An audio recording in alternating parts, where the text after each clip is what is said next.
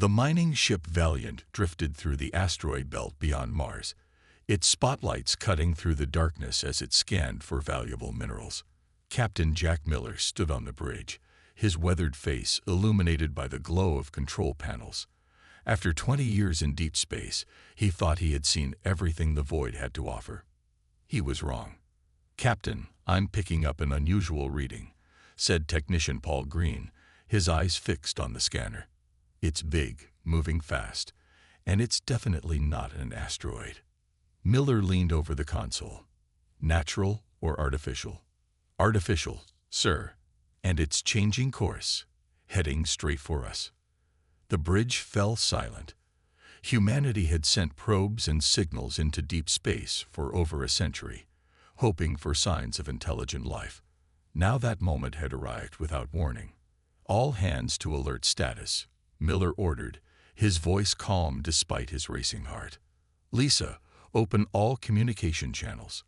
Let's try to say hello." Communications Officer Lisa Boyd nodded, her fingers dancing across her station.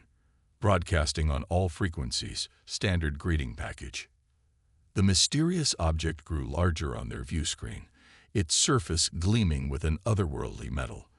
It was unlike any human craft, smooth, almost organic in design, with strange protrusions that glowed with blue energy. "They're responding," Lisa said, surprise in her voice. "I'm receiving some kind of data stream." "Can you translate it?" Miller asked. "Working on it. The computer is finding patterns." "Wait." Her face paled as the ship's AI began interpreting the alien message. "Sir, I don't think this is a friendly greeting." Before Miller could respond, the Valiant shuddered violently. Warning lights flashed across every console. "We're hit," shouted Navigator Ben Kelly from his station. "Some kind of energy weapon." Miller grabbed the ship-wide comm. "Evasive maneuvers. All personnel, brace for impact." The Valiant lurched sideways as Engineer Sam Lewis pushed the engines beyond their limits. The alien vessel fired again, the beam grazing their hull. "Why are they attacking us?" Miller demanded. "We've done nothing threatening." Lisa worked frantically at her station, the alien transmission still flowing into their systems. "Sir, I'm getting fragments translated. They're calling us predator species. There's something about containment protocols and dangerous evolutionary history." The ship rocked with another hit. Sparks showered from an overhead panel. "Return fire," Miller ordered. It wasn't a decision he made lightly, the first human contact with alien life, and he was forced to respond with violence. The Valiant's mining lasers, repurposed for defense, struck the alien ship. To everyone's surprise, the hit caused significant damage. The alien craft faltered in its approach. "They didn't expect us to fight back," Security Chief Ray Foster said, studying the tactical display. "Their shields dropped when they fired." Miller nodded. "Hit them again, just enough to buy us time. Then get us out of here." As the Valiant fired once more and turned to flee, Lisa continued analyzing the alien transmission. Her eyes widened as more translations appeared. "Captain, these aliens, they call themselves the Zalak. They'd been watching Earth for decades." She looked up, face grim. "They're afraid of us. Their data shows they've classified humans as dangerous because of our evolutionary background as persistence hunters and our rapid expansion through the solar system." The damaged Valiant limped away from the encounter, its engines straining as they pushed toward Earth. The crew worked to repair what they could, but Miller knew the most significant damage wasn't to the ship. Humanity had made first contact, and it had gone terribly wrong. As Earth grew larger in their view screen, Miller prepared the message he would deliver to Earth's leaders. "We are not alone in the universe, and our neighbors see us as the monsters of their nightmares." 6 months after the Valiant's damaged return to Earth, the world had changed. Military satellites now circled the planet, and United Defense Forces trained daily for possible alien threats. The nations of Earth had set aside their old fights, faced with something bigger than their differences.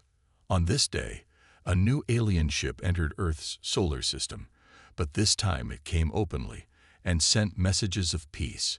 It stopped near Mars, inviting Earth to send representatives. Susan Harris stood at the window of the shuttle heading to Mars Base Alpha, watching the red planet grow larger. As Earth's lead diplomat, she carried the hopes and fears of 8 billion people. "Are you ready for this?" asked Doug Pearson, the mission's security chief. His hand rested near his weapon, though they both knew it would do little good if the aliens meant harm. Susan nodded, as ready as anyone can be to meet beings from another world. Mars Base Alpha, once a small research station, had been quickly expanded to host this historic meeting. The alien ship hovered above, twice the size of the largest Earth vessel ever built. When Susan and her team entered the meeting room, they found themselves facing not just one alien species, but 5 different life forms. One stepped forward, a tall being with blue-gray skin and 4 arms. "I am Vreltor, speaker for the Galactic Concord," it said through a translation device. "We represent 15 spacefaring civilizations who share this sector of the galaxy." Susan introduced herself and her team, careful to move slowly and keep her hands visible. Captain Miller's report had made clear how easily humans could frighten these aliens. "The Zedlak informed us of their unfortunate first contact with your species," Vreltor continued. "We felt it necessary to establish proper communication. Over the next few hours, the humans learned about the greater galactic community. Most intelligent species had evolved from prey animals, herd creatures and forest dwellers who survived by hiding and working together. They had developed technology through cooperation rather than competition. Your species is unusual," said a small, furry alien named Pelma. "You evolved as predators, with forward-facing eyes and bodies built for hunting. This is rare among intelligent life. We have watched your development with concern," added Vreltor. "Your resistance to injury, your ability to adapt to different environments, your combination of pack hunting with tool use, these traits are unfamiliar to us." Susan noticed how the aliens kept their distance, how they flinched slightly when humans moved too quickly. She realized with a chill, they were afraid. "We come in peace," Susan assured them. "Humans may have evolved as hunters, but we've built civilizations based on cooperation and understanding." The aliens exchanged looks that Susan couldn't read. "We wish to believe this," Vreltor said finally. "However, the Concord has reached a decision.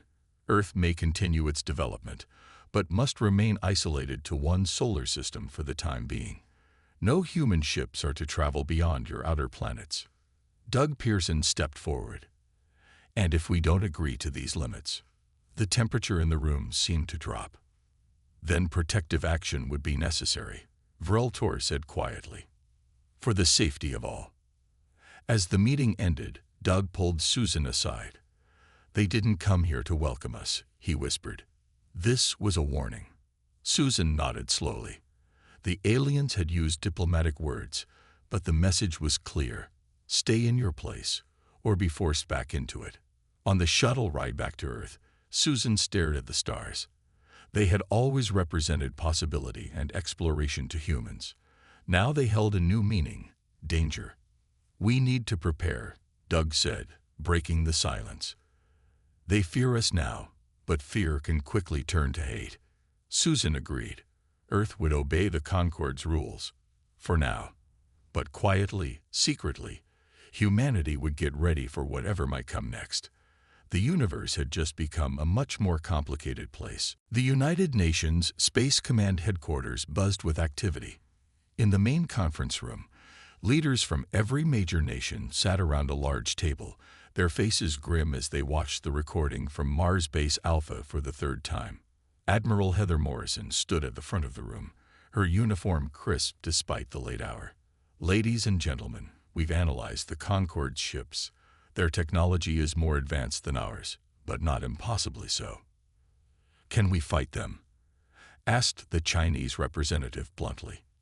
"We could," Morrison replied, "but I wouldn't recommend it. Not yet." She nodded to a young man at the back of the room. Lieutenant Alan Parker has a different perspective I think you should hear. Lieutenant Parker walked to the front, looking slightly out of place among the high-ranking officials. His background in evolutionary biology made him an unusual military analyst. But these were unusual times. The aliens see us as dangerous because we evolved as predators, Parker explained, bringing up images comparing human physiology to the alien visitors. What they consider our defects are actually our strengths. He clicked through charts showing human endurance compared to the alien species. We can run longer, endure more pain, and adapt to environments that would kill them. Most importantly, we think differently. The room was silent as his words sank in. They expect us to react like predators, to attack directly if threatened, Parker continued. But humans are more than just hunters. We're planners, strategists. President Garcia of Brazil leaned forward. What are you suggesting, Lieutenant? A two-part strategy, Parker said. Publicly, we appear compliant with their restrictions. Privately, we prepare for all possibilities. After hours of debate, the global leaders agreed on a plan. Earth would abide by the Concord's rules while secretly building their defenses. They wouldn't provoke a war, but they would be ready for one. 3 days later, in an underground facility beneath the Rocky Mountains, Dr. Kevin Wright inspected the debris collected from the first alien encounter with the Zelak ship. As lead scientist for the newly formed Project Prometheus, his job was to understand alien technology and adapt it for human use. Their metal alloys are incredible, he told his assistant, holding up a twisted piece of the alien ship. And these energy signatures suggest their weapons work on principles we haven't even theorized yet. Across the world, similar projects began in secret. Scientists studied alien tech, engineers designed new ships, and soldiers trained for combat in zero gravity. All while Earth's official representatives maintained peaceful negotiations with the Concorde. Diplomat Olivia Clark became the face of that peaceful front. She shuttled between Earth and the Concorde observation post on Mars, always smiling, always reasonable. We understand your concerns, she told Vreltor during their monthly meeting. Humans are still learning about our place in the galaxy. We appreciate the Concorde's guidance. The alien seemed pleased by her deference. Your cooperation is noted. Some members of the Concorde wondered if humans could accept limits, given your nature. Olivia smiled warmly. We may have evolved as hunters, but we've grown beyond our origins. Peace is always preferable to conflict. Later that day, back on her Earthbound shuttle, Olivia's smile faded. She looked down at her tablet, showing the latest progress reports from Project Prometheus. How much time do you think you've bought us? Asked her pilot. A year, maybe 2, she replied. Let's hope it's enough. In training bases across Earth, soldiers like Sergeant Noah Hill pushed themselves beyond their limits, knowing they might someday face enemies with superior technology. In labs, scientists worked day and night to close the gap between human and alien capabilities. Everyone involved understood the stakes. Humanity had met the galaxy, and the galaxy was afraid of them. Now they needed to decide what kind of neighbors they would be, the peaceful species they claimed to be, or the predators the aliens feared. 3 years passed under the watchful eyes of the Galactic Concorde. On Jupiter's moon Europa, beneath the thick ice that covered its oceans, humans had built a research station. Here, far from the main Concorde monitoring posts, Dr. Frank Bennett led a team studying what made humans different from alien species. Dr. Bennett stared at the lab results on his screen, then looked up at his team. These readings can't be right. Run the tests again. His assistant, Dr. Amy Lewis, shook her head. We've run them 5 times already. The results are consistent. Humans can withstand radiation levels that would kill any Concorde species. Frank walked to the window overlooking the underwater lab. Fish-like creatures native to Europa's oceans swam by, reminding him how life adapted to even the harshest environments. It's not just radiation, he said. It's everything. Pain tolerance, temperature extremes, toxic exposure. What they see as normal would kill us, and what we see as survivable would kill them. No wonder they're afraid of us, Amy replied. To them, we must seem almost impossible to stop. On the military side of the station, Marine Sergeant Natalie Ross was leading her squad through a training exercise. They wore experimental suits designed by Project Prometheus, based on recovered alien technology. Move faster, she ordered as they ran through the obstacle course. In real gravity, the aliens can barely manage half this speed. We need to use that advantage. Suddenly, warning lights flashed. A voice came over the speakers. Breach in Section 7. Emergency protocols activated. Natalie and her team raced toward the danger. A maintenance error had caused a rupture in the station's outer wall. Freezing water from Europa's ocean was spraying into the corridor, and the temperature was dropping rapidly. Evacuation order. All personnel to escape pods, came the command. Natalie saw two scientists trapped behind a safety door that had automatically closed. Without hesitation, she overrode the lock and pushed through. The icy water hit her like a hammer. Regular humans could survive in such cold for only minutes before hypothermia set in. But Natalie kept moving, reaching the scientists and helping them toward safety. By the time emergency crews sealed the breach, Natalie had been exposed to temperatures that should have killed her. Her vital signs had dropped dangerously low, but she remained conscious. In the medical bay, Dr. Bennett rushed in when he heard about the accident. Her core temperature was below 85 degrees, the doctor told him. She shouldn't be alive, let alone awake. Natalie looked up weakly from her bed. Did everyone make it out? Yes, thanks to you, Frank replied, checking her vitals with amazement. What they didn't know was that the station's emergency transmission about the accident had been automatically sent to all nearby facilities, including a Concorde monitoring post. On the Zalak ship orbiting Mars, Commander Krulvac reviewed the data with growing alarm. The human female survived conditions that would kill any of our kind instantly, he told his officers. And she did it while saving others, not just herself. His second-in-command looked troubled. The Science Council said humans would grow less dangerous as they joined galactic society. This suggests the opposite. Krulvac made a decision.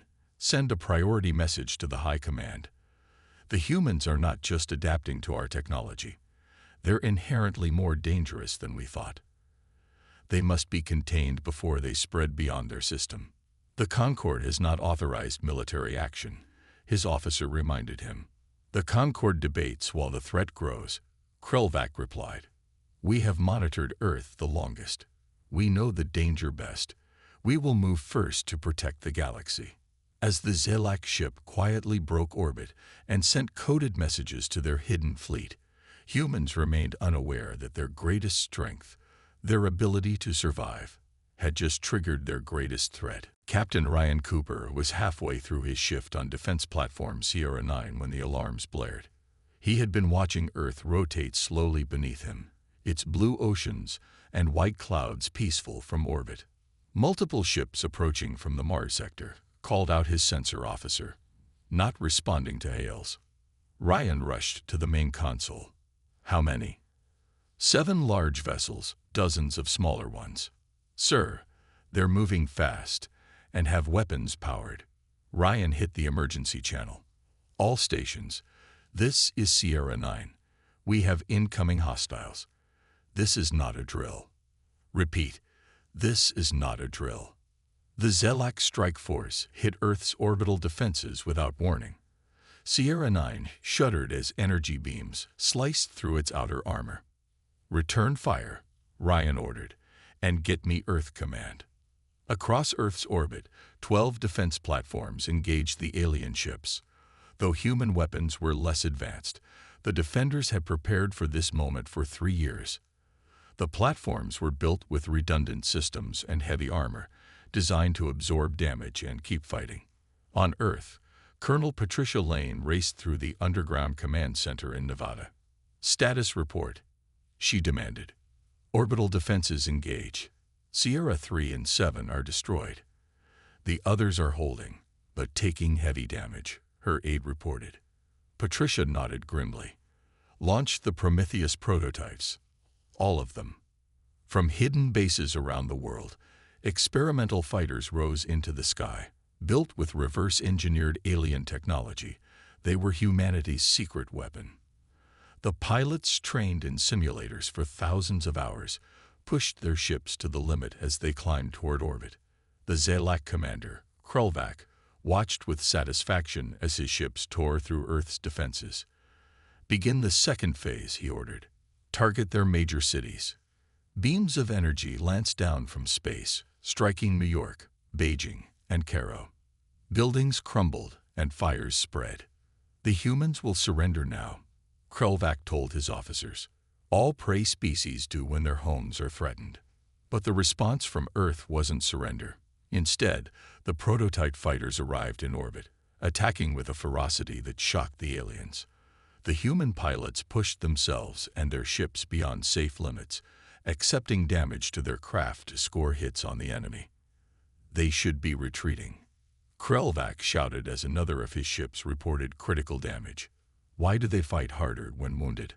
On the ground, the situation was desperate. Major cities were burning and millions were dead or injured. Yet in a power plant outside Denver, engineer Eric Johnson was working on a last-ditch plan. "This will destroy the facility," his supervisor warned. "If it works, it'll be worth it," Eric replied, rewiring the fusion plant's containment system. "Get everyone to the bunkers." When the system was ready, Eric sent the coordinates to Colonel Lane. "Target locked," he reported. "On your command." Patricia looked at the casualty reports flooding her screen. So many dead already. "Do it," she ordered. The fusion plant's safety systems shut down. Its reaction grew uncontrolled until the entire facility exploded with force far beyond a normal blast. The energy surge, directed upward by Eric's modifications, struck the Zelak flagship like a spear from the ground. In orbit, Captain Ryan Cooper watched in awe as the alien vessel broke apart. "What was that?" he asked. "Some kind of directed energy weapon from the ground," his second-in-command replied. "I've never seen anything like it." The remaining Zelak ships began to retreat, but not before human forces intercepted their communications. The message they sent chilled every person who heard it. "Send all available forces. The predators must be eliminated before they spread." As the alien ships disappeared, Ryan looked down at his damaged station, at the burning cities below, and at the debris of destroyed ships, both human and alien, floating in orbit. "We won this battle," he said quietly. "But they'll be back. And next time, they'll bring everyone." 6 months after the first battle, Earth prepared for war. Cities lay in ruins, but from underground bunkers and hidden bases, humanity rebuilt its defenses. Military leaders estimated they had less than a month before the full Concorde fleet arrived. In a secret lab beneath the Pacific Ocean, Dr. Megan Russell worked tirelessly to understand alien technology. Her team had recovered pieces of a damaged Zelak shuttle during the battle. "Dr. Russell," her assistant called. "Something's happening with the alien communication device." Megan hurried over. The salvage device was activating on its own. Cautiously, she connected it to their systems. A voice came through, speaking broken English. "Human scientist. I am Trelka. I wish to speak. In secret." After ensuring it wasn't a trap, Megan established communication with the alien. Trelka was a Zelak scientist who disagreed with his species' attack on Earth. "Not all Concorde agrees with war," Trelka explained. "Many question Krulvak's actions. I study human history. I see truth others miss." Over the next weeks, Megan and Trelka shared information. The alien revealed that the Concorde was divided about the coming attack. "Your species is unique in galaxy," Trelka told her. "All other intelligent life evolved from prey animals. You evolved from predators. This makes you different." "Different how?" Megan asked. "Prey species develop technology for protection. Growth is slow, careful. Predator species like humans develop technology through competition. You move faster, take risks, innovate in ways others cannot imagine." Megan began to understand. That's why they fear us. Yes, but some of us see more. Your art, music, philosophy. These show that humans channel their predator nature in constructive ways. You understand violence because it is in your history, yet you create laws to prevent it.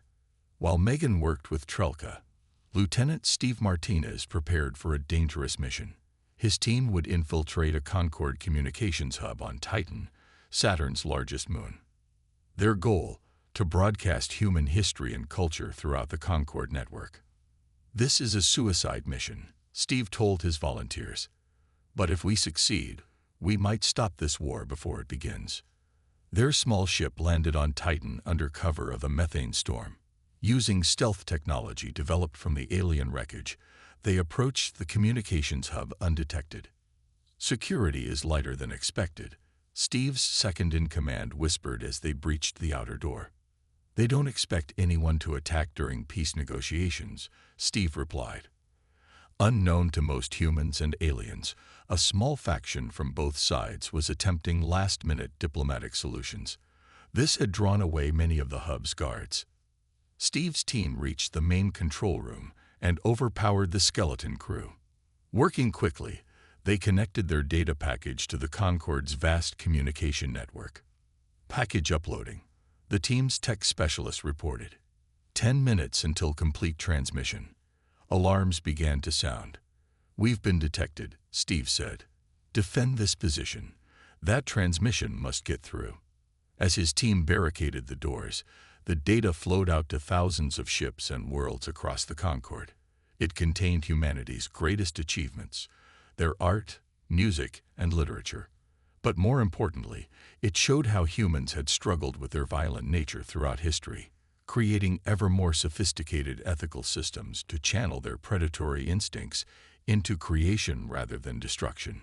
It showed human parents caring for children, doctors healing the sick, and people from different countries working together despite differences. It revealed a species that understood its own dangerous potential and worked constantly to control it. Across the Concorde, aliens watched in fascination. Many had never seen full human records, only the military reports that emphasized human aggression. By the time Concorde security forces broke into the communications center, the transmission was complete. Steve and his team were captured, but they smiled as they were led away. Did it work? One of his soldiers asked quietly. Steve nodded. They saw us. The real us. Now we wait and see if they understood. The Concorde fleet appeared at the edge of the solar system, a vast armada of ships from 15 different civilizations. Earth's leaders watched on their screens, knowing their defenses, though improved, could not withstand such force. Yet something unusual happened. As the fleet approached Neptune's orbit, they slowed and stopped. Then a message arrived, requesting a meeting. Ambassador Daniel White led the human delegation aboard Earth's newest ship, the Horizon. Unlike previous vessels built for war, this one was designed for diplomacy, carrying no visible weapons. Are we really going unarmed? Asked a nervous crew member as they prepared to depart. Daniel nodded. Sometimes the strongest position is to show you trust the other side. The Horizon traveled to the meeting point beyond Neptune's orbit. There, they faced the massive Concorde flagship, a vessel larger than any human city. On the communication screen, Vreltor appeared with representatives from several species. Humans, he said formally. We received your transmission from our communications hub. Many in the Concorde wish to speak with you before further action is taken. During the tense meeting that followed, Daniel presented humanity's proposal. We understand your fear, he told the assembled aliens. Humans evolved as both predator and prey. We know what it means to be vulnerable and what it means to be powerful. He showed them Earth's history of warfare, but also its history of peace-building. We have fought ourselves more than we have fought others, he explained. Through this, we learned to control our aggressive instincts. Daniel proposed a new role for humans within the Concorde, not as subjects or enemies, but as protectors. There are threats in this galaxy that peaceful species may be psychologically unprepared to confront. Humans can face those dangers on behalf of all. The aliens debated among themselves. Some remained fearful, others curious. The discussions might have continued for days if not for what happened next. Emergency alarms blared throughout the Concorde fleet. Reports flooded in of attacks on distant Concorde worlds by an unknown enemy. "We are receiving distress calls from the Pelma colony," Vrel Tor announced, his voice tight with concern. "They are under attack by entities unlike any we have encountered." Visual feeds showed strange mechanical ships destroying the peaceful colony. These weren't living beings but fully artificial constructs with no biological components at all. "They do not respond to communication," a Concorde officer reported. "They simply attack and harvest resources." The Concorde representatives looked at each other in confusion and fear. Their species had evolved to flee from danger, not confront it directly. They hesitated, debating the proper response while the colony continued to suffer. Commander Sharon Williams, who had accompanied the human delegation, stepped forward. "With your permission, we can help." After a brief discussion, the Concorde agreed. Sharon contacted the small human fleet that had been hidden behind Jupiter's moons. Within hours, human ships arrived at the Pelma colony. Unlike the Concorde forces that had retreated when attacked, the human vessels charged directly at the mechanical invaders. Commander Williams led the assault personally, her ship taking heavy damage but continuing to fight. The Concorde representatives watched in amazement as humans displayed tactical thinking and coordinated aggression that their own species could not match. Where the Concorde saw only danger, humans saw problems to solve. When the battle ended, the mechanical ships were destroyed or driven off. The colony was saved, though badly damaged. At the peace conference that resumed afterward, the mood had changed completely. Vrel Tor addressed the human delegation with new respect. "We have misjudged you," he admitted. "What we feared as a threat may be the galaxy's greatest asset." The Galactic Concorde was reformed that day. Humans took their place among the stars not as dangerous outcasts, but as valued allies. Earth was recognized not as the birthplace of monsters, but as the origin of guardians, beings whose capacity for action was matched by their capacity for compassion. Captain Jack Miller, who had survived that first contact years ago, watched from Earth as the new treaty was signed. "Funny," he said to no one in particular, "how what they feared most about us ended up being exactly what they needed."